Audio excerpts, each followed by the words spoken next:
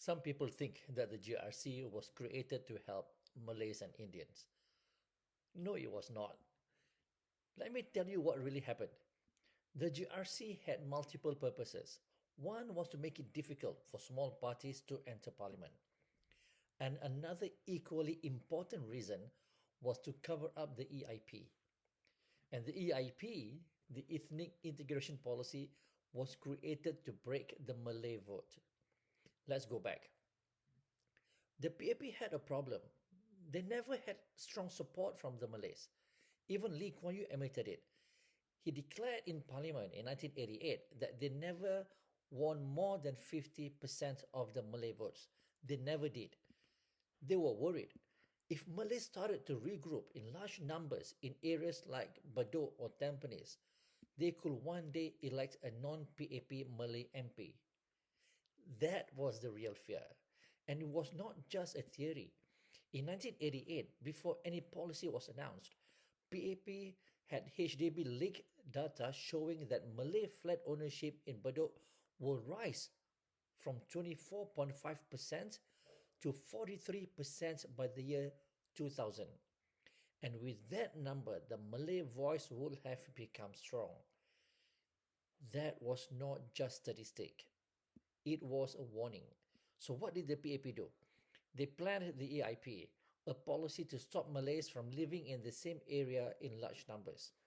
Under this policy, Malays are capped at 22% in any HDB neighbourhood, while Chinese can occupy up to 84%. That's the rule. That's the policy. A system designed to fragment one community and strengthen another. But they knew it would have triggered a backlash. Any Malay could see it for what it was, a political weapon dressed up as housing policy. So they needed something else first. Enter the GRC. The Group Representation Constituency system was introduced in 1988, right before the EIP was made public in March 1989. They said GRCs would protect minority representation. But think about it, there were Malay MPs before GRCs. We never needed it to have representation. And if we could have our own voice, we would not need that kind of representation. So why introduce it? To shield themselves from criticism. To say, look, we are helping the Malays. But what they were really doing was this, using the GRCs to silence Malay political voice.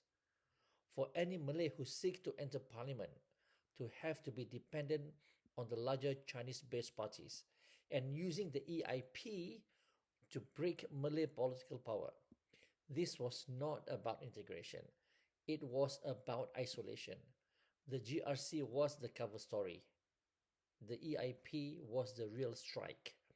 And together, they were designed to make sure Malays could never rise politically in Singapore. This is not meritocracy. This is not multiracialism. This is engineered power. And Malays were the ones dismantled in this process.